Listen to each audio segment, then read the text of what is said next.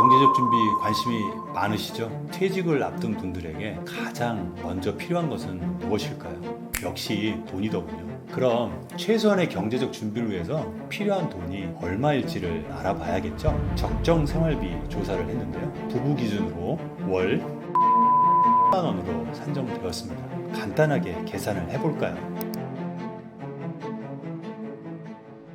안정적인 노후를 위해 꼭 갖춰야 할 최소한의 경제적 준비는 무엇인가요? 경제적 준비 관심이 많으시죠? 최근 우울한 소식 하나 먼저 말씀드릴까요? 부동산 급등으로 인해서 강남 모 아파트가 평당 2억 원에 거래돼서 충격을 주기도 했죠.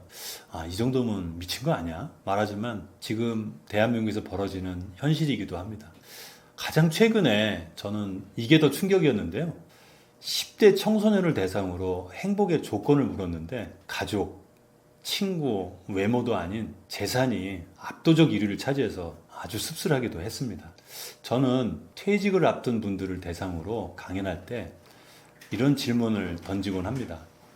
직장을 오랫동안 다니다가 퇴직을 앞둔 분들에게 가장 먼저 필요한 것은 무엇일까요?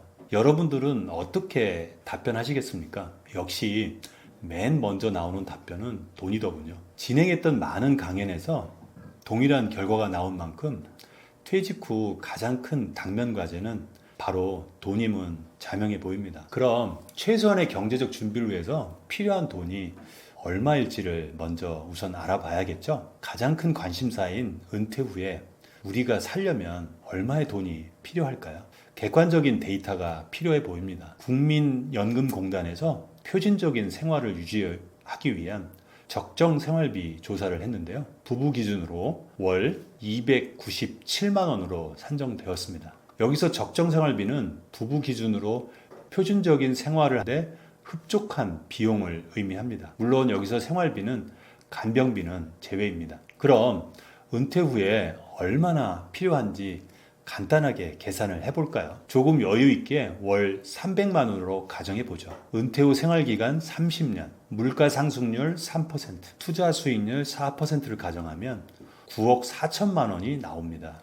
과연 9억 4천만 원이면 안정적인 은퇴 생활을 할 수 있을까요? 저는 답은 그럴 수도 있고 아닐 수도 있다고 생각합니다. 왜냐하면 각자 보유한 재산 다르고요. 직업, 향후 은퇴 계획, 살고 있는 장소, 집 이런 것이 다르기 때문에 그런 이유입니다. 상기 평균 금액이 기준임을 고려해서 자기만의 현실적인 금융 목표를 정하고 목표에 달성하면 지나치게 돈에만 집착하지 않았으면 합니다. 왜냐하면 돈에 대한 욕심은 한도가 없습니다. 돈에 끊임없이 노예가 되면 불행한 삶을 살 수밖에 없기 때문이죠. 자, 그럼 안정적인 노후를 위한 당장 실천할 수 있는 노후 준비 방법은 무엇이 있을까요? 은퇴 전, 후로 나눠 보겠습니다.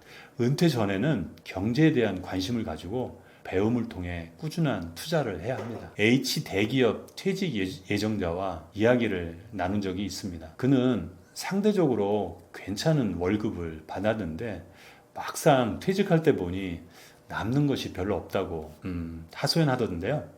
재테크 관련 시간과 금전적 투자를 소홀히 했다고, 그리고 자식들 학원비에 너무 지나치게 사용했다고 후회를 하더군요. 금융 투자에 대한 배움과 동시에 부동산 같은 경우는 임장이라고 하죠. 발품을 팔아서 직접 가서 보면서 잠재적 유명한 투자처를 고르고 식견을 넓히고 해당 지역 부동산 전문가들과 좋은 관계를 맺는 것이 매우 중요합니다. 좋은 매물 정보를 우선적으로 알려주기 때문이죠. 그럼 은퇴 후에는 어떻게 해야 할까요? 투자를 늘리기보다는 관리에 중점을 두어야 합니다. 투자는 커다란 수익을 가져올 수 있지만 한편으로는 손실로 인해 심각한 인생의 위기가 올 수도 있잖아요. 은퇴 후에는 보유한 자산을 보수적으로 관리, 투자하는 것이 바람직하다고 전문가들도 이구동성으로 강조합니다. 저는 보수적으로 자산 관리를 하되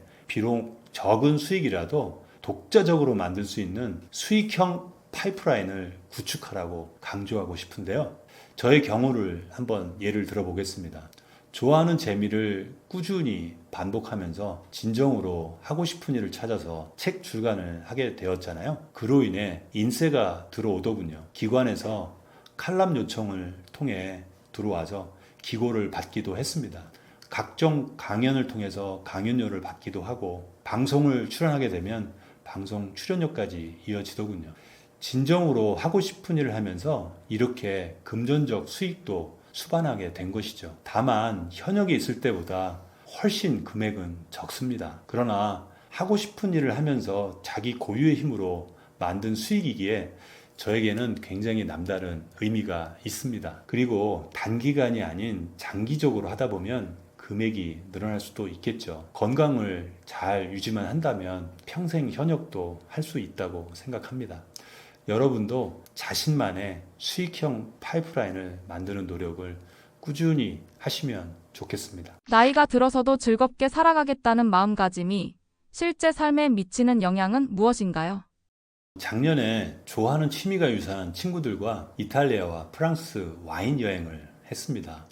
유명 와이너리에 들러서 시음을 통해서 자신이 좋아하는 와인을 알게 되어 행복하더군요. 또한 시음한 와인 중 좋아하는 것을 직접 구매해서 귀국했습니다. 집에서 와인 4병을 이렇게 테이블에 놓고 사진을 찍는데 이런 생각이 좀 들었습니다. 와인을 통한 경험 소비가 이렇게 즐거움을 줄 수도 있구나. 그런데 막상 영이 끝나고 일상에 복귀했더니 그러한 즐거움은 온데간데 없이 사라지더라고요. 사람의 마음은 참 알 수가 없습니다. 마음 먹은 대로 잘 작동되지 않고 있음을 새삼 느끼게 되더군요. 그리고 생각보다 마음은 흔들흔들 제 마음대로 되는 일이 많다는 것을 새삼 또 느끼게 되기도 하고요. 나이가 들수록 마음가짐에 즐거움이라는 무기를 장착할 필요가 있음을 깨닫게 되었습니다. 그럼 나이가 들어서도 즐겁게 살아가겠다는 마음가짐만 가져도 저는 시간 부자로서 즐거운 일이 많아진다고 생각합니다. 그동안 생업을 최우선적으로 하였기에 현실적으로 하고 싶은 것을 제대로 하지 못했죠. 나이가 들면 누구나 시간 부자가 됩니다. 제가 120% 보장합니다. 좋아하는 운동, 악기, 그림, 글쓰기 같은 취미 배우기, 여행 등 기간에 구애받지 않고 즐길 수 있잖아요. 또한 사사로운 이익 위한 얕은 관계, 비즈니스 관계가 아닌 진정으로 마음이 통하는 친구를 선별적으로 원하시면 만나지 않아도 되잖아요. 선별적으로 만날 수도 있습니다. 이러한 좋은 친구와의 동행은 즐거운 일상을 누리게 하죠. 또한 삶에 대한 다양한 경험으로 더 단단해집니다. 즐겁게 살겠다는 마음으로 나이가 들면 상처를 받거나 좌절하는 일이 생기더라도 쉽게 무너지지 않더라고요. 오히려 삶에 대한 다양한 경험이 바탕이 되어 걱정보다는 긍정적인 태도가 생깁니다. 쓸데없는 걱정은 아무 쓸모가 없다는 것을 경험적으로 이해하게 되죠. 또한 극복하기 힘든 일에 부딪히면 스트레스를 받기보단 자신이 좋아하는 일에 전념하면서 지혜가 발휘되기도 하더군요. 그러면 결국 일정한 시간이 지나면서 힘든 일과 좋아하는 일 모두가 좋은 관계, 좋은 결과가 나오기도 하더군요. 경험이라는 최고의 무기는 웬만한 일에 흔들리지 않고 삶에 안정감을 줍니다. 마지막으로 나이 듦을 편안히 받아들이게 됩니다. 나이가 들면서 휴대전화 앱에 익숙하지 않아서 버스나 지하철을 반대로 타거나 잘못 내리는 경우가 없으신가요? 실토하면 저도 가끔 그런 적이 있습니다. 아마 여러분들도 나도 그런데 하면서 손을 드시는 분도 있으실 텐데요. 때로는 건강 문제 때문에 예정된 모임에 참석하지 못하는 사람도 발생하더군요. 막상 나이가 드는 것을 받아들이는 게 그렇게 녹록지 않습니다. 그러나 자신의 고유한 성격, 실수도 인정하고 받아들이면 좋습니다. 나이 듦을 웃으면서 편안히 받아들일 수만 있다면 곧바로 그에 걸맞는 즐거움이라는 친구가 찾아옵니다. 긍정적인 사고, 분노를 다스리는 능력, 나의 쓸모를 발견하는 것, 나쁜 일은 바로 잊어버릴 수 있는 것, 새로운 사람들과 어울릴 수 있는 것, 정말로 노후를 수용하는 마음가짐이 필요한 이유입니다. 인생의 결정적인 변화는 언제나 자기 내면에서 시작된다고 합니다. 인생의 방향을 정하고 자기 내면도 단단해진 자신만의 특별한 경험을 소개해 주시면 좋겠습니다. 지금 시청하시는 여러분 여행 좋아하시죠? 예외 없이 누구나 떠나고 싶은 충동이 강한 것이 여행인지라 많은 분들이 좋아하실 겁니다. 반면에 이런 분도 있더군요. 굳이 여행을 떠나야 하나요? 제가 깜짝 북토크를 하다가 깜짝 놀란 적이 있는데요. 아, 이런 분도 있구나 라는 생각이 잠시 들기도 했습니다. 저는 은퇴 후에 방황하다가 무작정 홀로 80일 유럽 여행을 떠났는데요. 주위의 지인들이 만류하더군요. 아니 무슨 여행을 그리 길게 가냐고, 못 견뎌서 한 달 안에 귀국할 거라고 장담하는 사람도 있었죠. 심지어 그 당시는 코로나 시기였습니다. 결론적으로 저는 이 여행을 통해서 특별한 경험을 했고요. 저의 인생을 송두리째 바꾸어 놓았습니다. 네덜란드 헤이그에 있는 이준열사 기념관에서 에피소드를 먼저 말씀드릴게요. 기념관을 둘러보다가 송창주 관장님을 만났습니다. 30년 동안 운영한 그분의 노고에 감사드렸죠. 제가 은퇴를 했다고 했더니 이렇게 말씀을 하시더군요. 일은 죽을 때까지 해야죠. 적은 돈이라도 받으면서 그러면 더 좋고요. 관장님도 그렇게 하고 있다고 말씀하시더군요. 그러면서 세상이 종말해온다면 무엇을 할 거예요? 갑작스런 관장님의 돌발 질문에 저는 무척 당황했습니다. 진짜 머리가 하얘졌죠. 잠시 머뭇거리다가 내일을 하면서 죽을 것 같아요 라고 답변을 했습니다. 지금 생각해도 저는 왜 그렇게 답변했는지 이해가 되지 않습니다. 아마도 관장님의 앞선 한마디가 저에게 강력하게 충격을 준 듯합니다. 아무튼 이 뜻깊은 만남을 통해서 저는 제 2의 인생에 대한 방향을 정하는 행운을 얻게 되었습니다. 죽을 때까지 내가 하고 싶은 일을 하며 살자. 또 하나의 에피소드가 기억이 나는데요. 영국 북부 스코틀랜드 지역의 하일랜드와 스카이 섬 여행 중이었습니다. 야생화와 풀들이 저에게 갑자기 이야기를 걸어오더군요. 여기는 아주 자연이 인공적인 게 없이 정말 날자연이 유명한 곳입니다. 자연을 바라보다 시인처럼 시를 써내려가면서 자연과 대화를 시작한 거예요. 아마 믿지 못하는 분도 있을 텐데 실화입니다. 나는 있으니 너무 아쉬워하지 마. 제 생각을 미리 읽고 심지어는 저를 위로까지 하는 거예요. 다시 오렴 하는 말에 저는 먹먹해졌어요. 울컥하는 감정까지 들더라고요. 왜 그랬을까요? 곰곰이 생각해 보니 날 것 그대로의 매력, 제가 좋아하는 것이 바로 그것이라는 것을 깨닫게 되더군요. 꾸미지 않고 화려하지 않고 본래 나의 모습으로 좋아하는 것만을 쫓아서 살아가면 어떨까? 저는 그날 뜨거운 영감을 얻게 되었습니다. 눈앞에 보이는 자유를 만끽하는 양처럼 제2의 인생을 살아가리라. 여행을 즐기기도 했지만 혼자 있는 시간이 많다 보니 자신에게 다양한 질문을 던지며 대답도 하게 되었습니다. 관장님과의 만남, 자연멍을 통해 인생의 방향을 정하는데 좋은 팁을 받기도 했죠. 그토록 만나고 싶었던 진정한 나를 만난 후 저의 내면이 단단해지기도 했습니다. 이를 통해 제 인생의 나침반을 설정하는 행운까지 얻게 되었습니다. 내 마음대로 살지 못했다는 후회 대신 그래도 괜찮아라고 긍정하는 태도를 기르려면 어떻게 해야 할까요? 호주에 호스피스 간호사 출신 작가 브로니 웨어라는 분이 쓴 책이 하나 있는데요. 내가 원하는 삶을 살았다면, 거기에 보면 죽을 때 가장 후회하는 5가지가 나옵니다. 첫 번째로 다른 사람이 아닌 내가 원하는 삶을 살았더라면, 두 번째로 내가 그렇게 열심히 일하지 않았더라면, 세 번째로 내 감정을 표현할 용기가 있었더라면, 네 번째로 친구들과 계속 연락하고 지냈더라면, 다섯 번째로 나 자신을 더 많은 행복을 허락했다면. 여러분에게 질문을 하나 드릴까요? 만약 당신이 죽음을 앞두고 있다면 상기 5가지 중 가장 후회하는 것은 무엇일까요?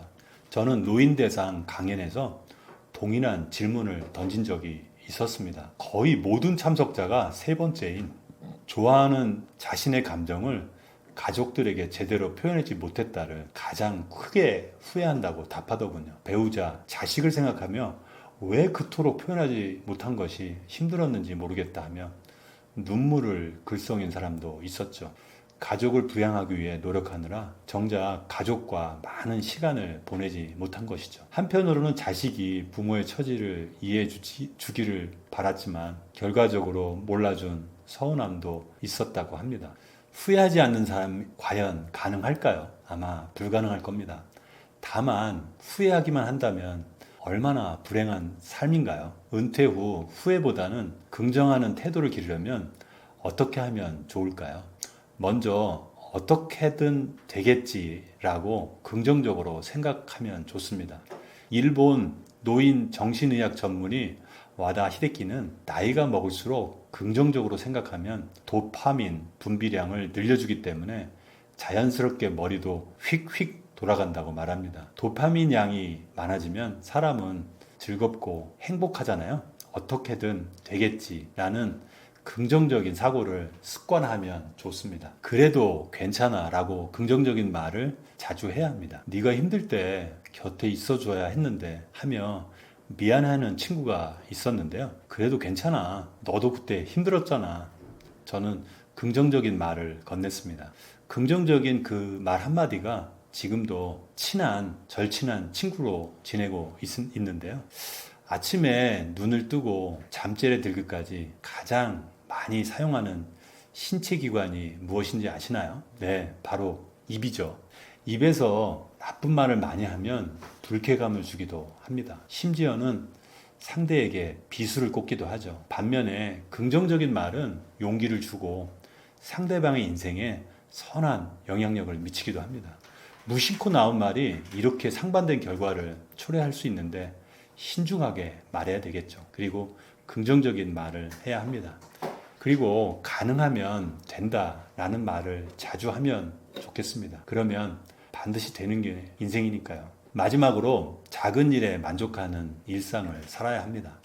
본능적으로 누군가에게 자랑하고 보여주기 위해 큰 일을 성취하려 애쓰죠. 만족스러운 삶과는 점점 거리가 멀어질 겁니다. 그래서 작은 일을 이루어도 만족하지 못하는 경우도 허다합니다. 바로 크기가 작아서죠. 행복은 크기가 아니라 횟수라고 하잖아요. 소소한 행복이 일상 여기저기에 숨어 있는데 모두 잘 못 찾습니다. 일상에서 소소한 행복을 자주 발견하고 즐겨야 합니다. 어느 날 저는 아내가 새로운 압력솥 밥 기기를 장만했는데요. 쫄깃한 밥맛과 구수한 누룽지를 항상 먹을 수 있어서 이 솥밥 하나 덕분에 식사 때마다 가족 모두가 행복해지더군요.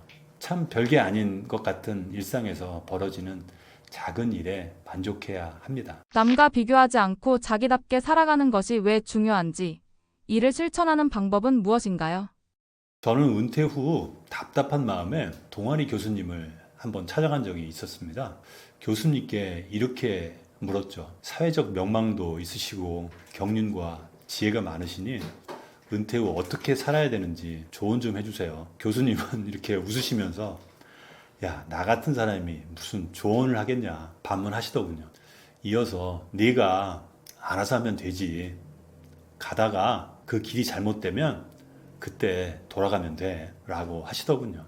그 자리에서 말하진 못했지만 다소 서운했습니다. 향후 제 은퇴 설계에 정답을 기대했거든요. 추후 어느 날 교수님의 대답이 정답일 거라는 생각이 들더군요. 남들이 어떻게 했는지가 중요한 것이 아니라 너만의 길을 가라. 만약 그 길이 아니면 다른 길로 가도 늦지 않다. 좋은 시도라는 뜻이리라 생각이 들었습니다.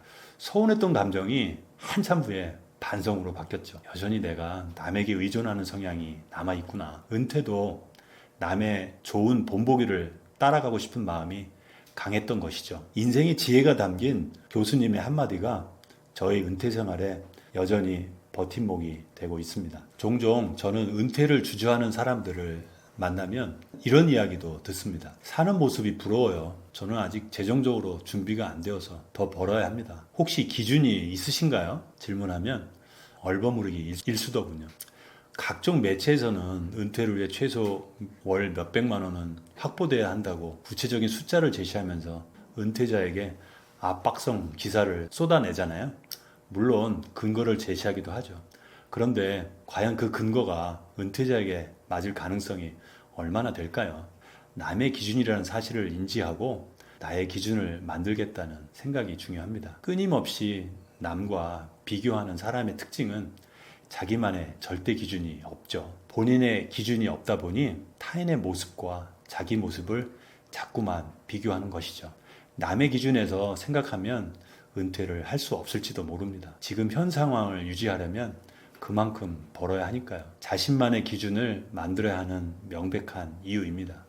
그래서 남과 비교하지 말고 자기답게 살아가려면 자기에게 맞는 기준을 만들어야 합니다.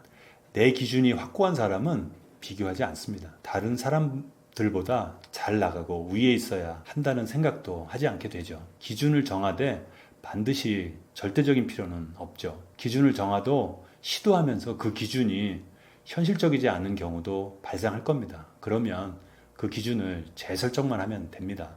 중요한 거는 비교의 대상이 타인이 아닌 나 자신으로 바꾸는 겁니다. 그것으로 놀라운 변화가 일어날 겁니다. 있는 그대로의 나 자신을 받아들이면 진정한 자기다운 삶이 펼쳐지기 때문이죠.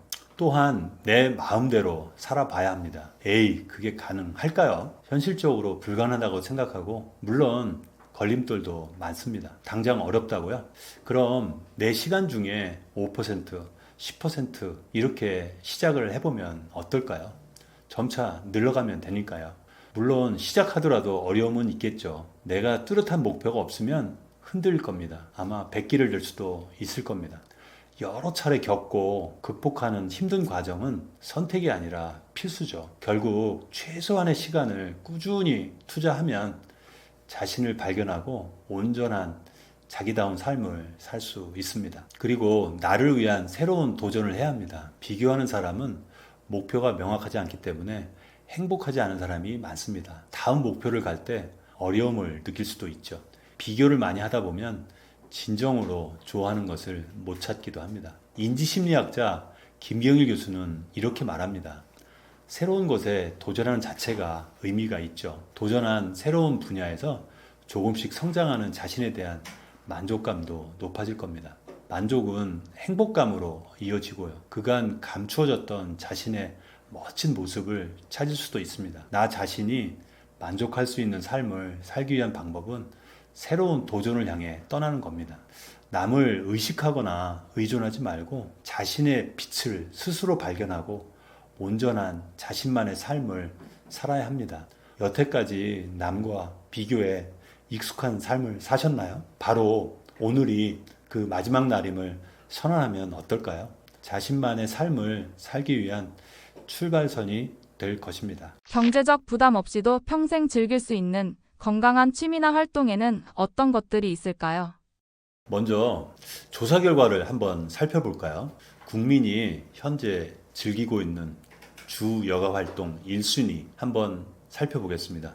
문화체육관광부에서 조사한 결과인데요. TV 시청, 모바일 콘텐츠 OTT 시청, 정보 검색 및 영상 편집 순으로 나타났습니다. 세 가지 활동을 합치면 무려 51%입니다. 국민 절반 이상이 영상 관련 시청을 주로 하고 있다는 의미인데요. 기타 문화생활, 여행 많이 간다고 생각했지만 비중이 여전히 낮아서 다양한 여가 활동을 하지 못하는 것으로 나타났습니다. 질문을 경제적 부담 없이도 평생 즐길 수 있는 건강한 취미나 활동인데요. 어떻게 하면 찾을 수 있을까요? 저는 현재 살고 있는 지역에 평생 학습관 웹사이트를 방문하시는 것을 추천드립니다. 서울은 서울시 50플러스가 있고요. 전남 순천에 가보니까 순천 평생 학습관이라는 곳이 있더라고요. 물론 다른 도시에도 다 있습니다. 수강료가 무척 저렴하고요. 무료인 경우도 많습니다. 그래서 경제적 부담도 무척 적습니다. 저는 최근에 성남에서 진행한 렉처 콘서트라는 프로그램에 참여했는데요. 스페인, 프랑스, 미국, 아르헨티나의 대표적인 음악, 그다음에 춤, 그다음에 여행, 음식 등이 곁들여져서 너무 즐거웠는데요. 비용이 무려 제로였습니다. 참가하는 사람에게는 늘 좋은 기회가 주어지는데 의외로 많은 분들이 참여하지 않아서 아쉽더군요. 한국형 온라인 강좌인 K묵도 있습니다. 다양한 분야의 대학, 공공기관, 방송사 강좌가 무료로 제공되어 활용하시면 깊이 있는 내용까지 배울 수 있더군요. 끝으로 동호회나 소모임에 참여하는 것도 좋습니다. 여행, 사진, 악기, 운동, 와인, 다양한 취미를 즐길 수 있는 곳들이 너무나 많습니다. 선택하기가 어려우시다고요? 각 사이트 방문해서 강연 설명 및 후기를 보고 결정하시면 되는데, 아무래도 현재 활동 중인 지인이 추천한 곳을 가면 실패할 확률이 줄어들겠죠. 한 여행자 학교의 신입 회원의 경우 수료생 추천 비중이 40% 정도나 된다고 합니다. 추천을 통해서 입학한 신규 회원들은 적응도 아주 빠르고 주도적인 역할을 하는 경우가 많다고 합니다. 경제적 부담이 적은 이렇게 끌리는 새로운 모임을 적극 시도하면 좋습니다. 풍요로운 인생으로 가는 아주 빠른 지름길이기 때문입니다. 평생 현역의 자세로 살아간다는 것은 구체적으로 어떤 태도와 행동을 의미하나요? 아마 평생 현역이라는 단어만 들어도 부담되시나요? 아예 거부감이 드는 분도 있으실 것 같아요. 파이어족이 한창 유행이었죠. 꿈꾸는 30대, 40대 분들은 경제적 독립 후 조기 은퇴하고서 즐기며 살겠다고 하는 그런 분들도 많이 있죠. 퇴직을 앞둔 50대 분들은 지금까지 열심히 일해와서 이제 좀 쉬면서 즐기면서 할 건데 무슨 평생 일을 하냐고 싫어하는 분도 있으실 겁니다. 반면에 가장 확실한 노후 준비는 평생 현역이라는 말도 있습니다. 그러나 많은 사람은 선택받은 사람의 몫이라고 아예 시도조차 하지 않을 겁니다. 하더라도 생계 유지를 위한 평생 현역에 머물기도 합니다. 여기서 제가 언급한 평생 현역은 하고 싶은 일을 하면서 평생 현역으로 살겠다는 의미입니다. 금전적인 수입도 있으면 좋지만 그게 전부가 아니죠. 몇 년 전에 배우 이순재의 마지막 리어왕 연기라는 소식에 귀가 솔깃해서 연극 리어왕을 보러 간 적이 있었는데요. 나이가 무려 90세입니다. 주인공 배역이라서 대사가 가장 많더군요. 공연 시간이 무려 200분이나 되었습니다. 저는 운이 좋게도 맨 앞자리 두 번째에서 그의 연기 표정과 감정선까지 볼 수 있었죠. 연극이 끝나고 이런 의문이 들더군요. 67년째 연기가 과연 질리지 않는 이유가 뭘까? 고령인 그분을 무대로 이끌게 하는 에너지원은 무엇일까? 궁금했지만 어떻게 알 방법이 없었는데요. 지난 60회 백상예술대상 특별 무대에서 제가 그 이유를 알게 되었습니다. 이런 내용을 말씀하셨습니다. 항상 새로운 작품, 역할에 대해 도전해야 합니다. 새롭게 만들기 위해 공부하고 고민하는 게 배우입니다. 그래야 새로운 역할이 창조됩니다. 그동안 연기를 아주 쉽게 생각했던 배우, 이만하면 됐다고 하는 배우 수백 명이 없어졌습니다. 노력한 사람만이 지금 남아 있는 것입니다. 연기에 완성이 없다는 게 이것입니다. 완성을 향해서 고민하고 노력하고 도전해야 한다는 게 배우의 숙명이라고 생각합니다. 과연 배우만의 숙명일까요? 은퇴 전후의 사람뿐만 아니라 나이가 들어가는 모든 사람이 곱씹어봐야 할 말이라고 생각합니다. 무엇보다 제가 중요하게 생각한 것은 과거에 머무르지 않고 끊임없이 새로운 자기 모습을 보여주며 하고 싶은 일을 하며 평생 현역이라는 사실입니다. 그를 통해 평생 현역의 자세로 살아간다는 태도와 행복을 저는 배웠습니다. 따라하고 싶은 저의 롤 모델이시기도 합니다. 그는 또 이렇게 이야기합니다. 무대에서 쓰러져 죽는 게 가장 행복한 죽음이라고요. 저도 그를 본받아 죽을 때까지 하고 싶은 일을 하며 살고 싶습니다. 자신의 고유 능력을 발휘하여 경제적 자유를 이루는 실제적인 방법은 무엇인가요? 오늘 잘렸어. 오늘 오랜만에 친구가 전화가 왔는데요. 저는 축하해 라고 짧게 대답했습니다. 뭔 축하야? 돈이 충분치 않아서 걱정이야 라며 친구는 경제적 자유가 준비되지 않은 것이 큰 고민인 듯 했습니다. 너무 걱정하지 마 라고 위로했지만 당사자에겐 그렇게 위로가 되지 않는 것 같더군요.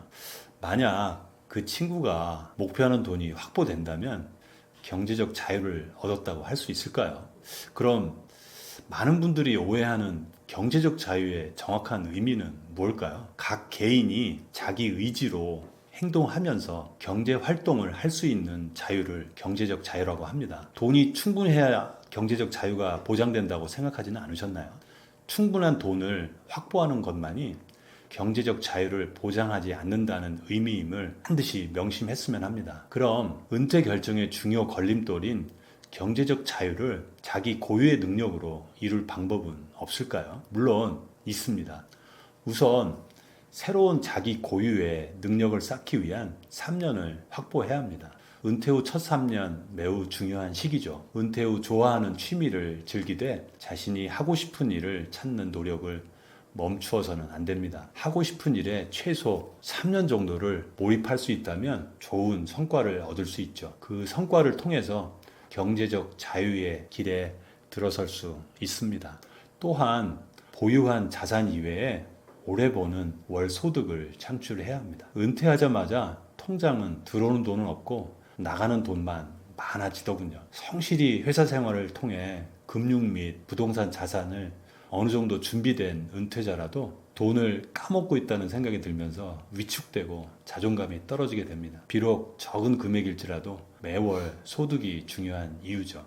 자신만의 기준으로 매월 소득 금액의 목표치를 가능하면 낮게 설정하면 어떨까요? 낮게 설정하면 달성하면서 만족감이 높아지기 때문입니다. 예를 들어서 월 50만 원 어떨까요? 작으신가요? 결코 쉽지 않은 금액이라고 생각합니다. 액수를 늘기보다는 오래 버는 것이 중요함을 나이가 들면서 더욱 절실하게 느끼시게 될 겁니다. 그리고 돈과 같은 유형 자산보다는 변형 자산을 키워야 합니다. 노년을 준비하는 사람은 흔히 유형 자산인 돈부터 걱정하죠. 물론 중요합니다. 런던 비즈니스 스쿨 린다 그레튼 교수는 변형 자산의 중요성을 강조하는데요. 변형 자산이 뭔지를 이 사람은 이렇게 정의합니다. 자신에 대한 깊은 이해, 변화를 돕는 다양한 네트워크 접근 능력, 변화에 의연하게 대처하는 능력. 100세 인생을 준비하면 금전뿐만 아니라 변형 자산에 관심을 더 기울여야 합니다. 평생 자신을 변화시키는 능력, 즉 변형 자산을 키우면 경제적 자유를 앞당길 수 있습니다. 저도 변형 자산의 중요성을 몸소 체험하고 변형 자산을 확대하기 위해서 자발적 엔잡러로서 여러 가지 활동을 진행하고 있습니다. 경험을 소비하는 행복한 부자가 되기 위한 구체적인 실천법에는 어떤 것들이 있나요?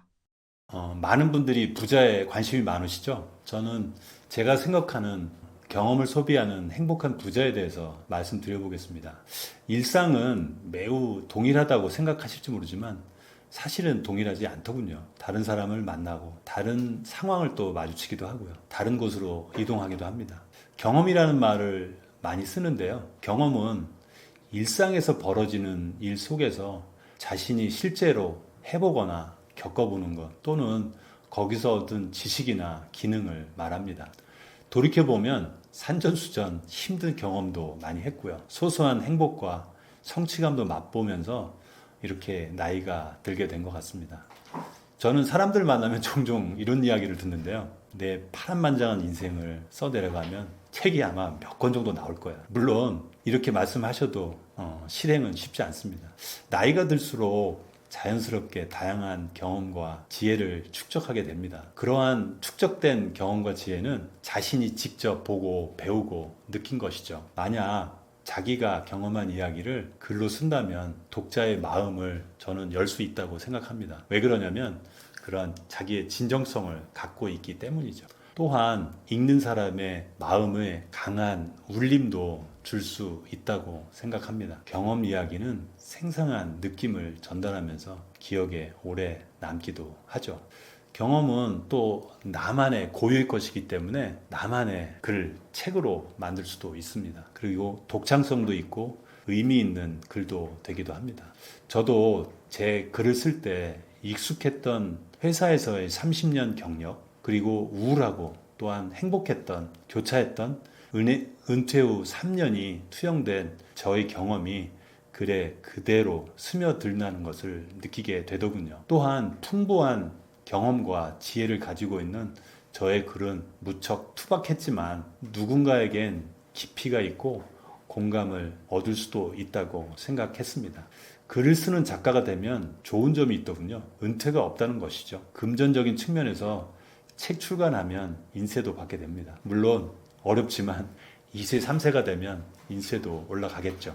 책 출간 후 방송 작가나 강연 컨설팅 회사로부터 출연 요청이 오는 경우가 생기더군요. 물론 작가 스스로 노력으로 출연도 이어지기도 하죠. 강연과 방송할 기회가 늘어나면 자신의 경험을 소비하면서 행복한 부자가 될 수 있습니다. 평생 현역인 글 쓰는 작가가 되기 위해 용기와 끈기를 가지고 한번 도전해 보시면 어떨까요? 설사 작가가 되지 않으면 어떻습니까? 온전히 자신만의 삶을 살 수 있게 저는 강력하게 권해드립니다. 생애 설계 5대 영역의 균형을 맞추기 위한 실질적인 팁이나 전략이 있다면 무엇인가요? 생애라는 말은 너무 잘 아시죠? 네네, 맞습니다. 태어나서 사망할 때까지 한 평생의 기간을 의미하죠. 그런데 왜 생애 설계가 필요할까요? 평균 수명은 계속해서 늘어나고 있죠. 근데 퇴직, 은퇴 기간은 점점 빨라지고 있고요. 향후 미래가 불확실성으로 가득 차 있습니다. 이토록 중요한 생애 설계는 크게 5가지 요소로 나뉘어집니다. 일, 재미, 관계, 건강, 경제력, 즉 돈입니다. 질문이 5대 영역의 균형을 맞추기 위한 실질적인 팁이나 전략이 무엇인지 해주셨는데 제가 모든 답변에 대한 그러니까 명확한 답변을 드릴 수 있지만 이 질문에 대한 답변은 어려울 것 같아요. 왜 그러냐면 현실적으로 균형을 맞추기는 어렵습니다. 왜냐하면 노력은 할 수 있지만 현실적으로 불가능하기 때문이죠. 대신에 저는 이런 수정 제안을 드립니다. 최소량의 법칙의 의미를 알고 이것만이라도 지키면 어떨까 합니다. 그럼 최소량의 법칙 좀 생소하실 수도 있는데요. 쉽게 말씀드리면 어떤 원소가 최소량 이하이면 다른 원소가 아무리 많아도 생육할 수 없다는 의미입니다. 쉽게 예를 들어 보겠습니다. 아까 생애 설계 5개 영역이 있다고 말씀드렸잖아요. 일, 재미, 관계, 경제력이 꽤 괜찮은 50대 남자가 있습니다. 그런데 갑자기 무릎 질환이 생겨서 그토록 좋아하던 여행, 등산을 하지 못하게 되었습니다. 삶의 질은 급격히 떨어지고 우울감에 빠지더군요. 결론적으로 최소량의 법칙을 잊지 말고 5개 영역 중 하나라도 무너지는 것은 반드시 막아야 한다는 사실입니다. 그런데 이렇게 질문하시는 분들이 있더군요. 그럼 굳이 생애 설계 5개 영역 중 가장 우선순위 하나만 선택하면 무엇이냐고 말이죠. 저는 자신 있게 하고 싶은 일이라고 말하곤 하는데요. 하고 싶은 일을 하면 이렇기 때문입니다. 하고 싶은 일을 하러 집을 떠나야 할 수밖에 없고 이동하게 되거든요. 그러면 건강을 또 유지할 수 있죠. 아까 말씀드렸듯이 7,000보 이상은 또 걷게 되는 거죠. 대중교통을 이용한다고 하면. 그리고 하고 싶은 일을 하다 보면 좋은 사람을 만날 수밖에 없습니다. 그러다 보면 좋은 관계, 깊은 관계로 이어지기도 합니다. 또 하고 싶은 일을 하다 보니까 재미는 저절로 생기게 마련입니다. 제가 말씀드렸듯이 하고 싶은 일을 하다 보면 경제적 수익도 따라오게 되고요.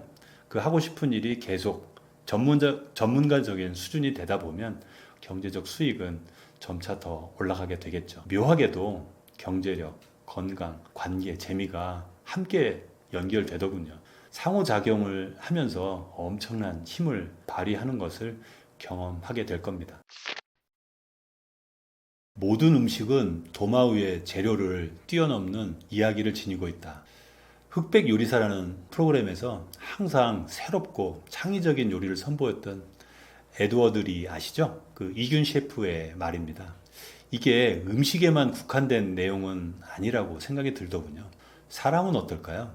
모든 사람은 상식을 뛰어넘는 각자의 고유한 이야기를 품고 있을 겁니다. 다만 해야 할 일에 몰두하느라 지금까지는 원하는 자신만의 삶을 살기가 어려웠을지 모릅니다. 자이든 타이든 간에 이제 좋은 기회가 왔습니다. 어떻게 살 것인가 누구나 한 번쯤은 고민해 보았을 대명제잖아요. 질문을 이렇게 바꿔보면 어떨까요? 어떻게 재미있게 살 것인가 라고 말이죠. 재미있게 라는 단어만 넣었는데 어떤가요? 아무쪼록 저의 이 방송이 은퇴를 고민하는 분들에게 진정으로 가고 싶은 길을 찾아가는데 도움을 주고 용기를 주었기를 바랍니다. 또한 일상에서 자신의 세계를 개척하는 기쁨과 감동도 함께 누릴 수 있었으면 좋겠습니다.